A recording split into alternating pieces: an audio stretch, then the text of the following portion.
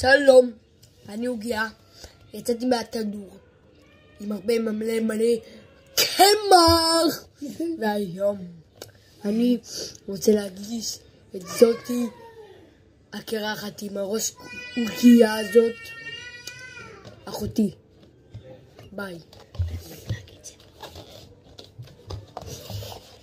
שלום, היום אני רוצה לספר לכם משהו.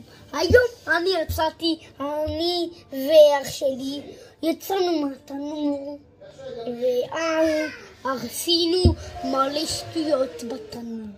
זה היה כל כך חם ומעצבן, זה היה כל כך ריח טוב.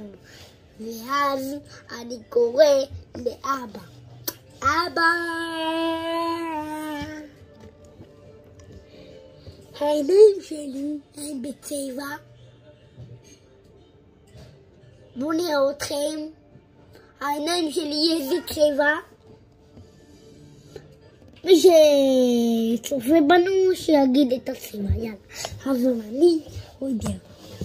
אם תיתנו סאב, אני לא אוהב אתכם. אם תיתנו לייק, אני אתן לכם חיבוק. תהיו מלא ילדים. אני עוגיה קטנה, קטנה. שלום. ביי.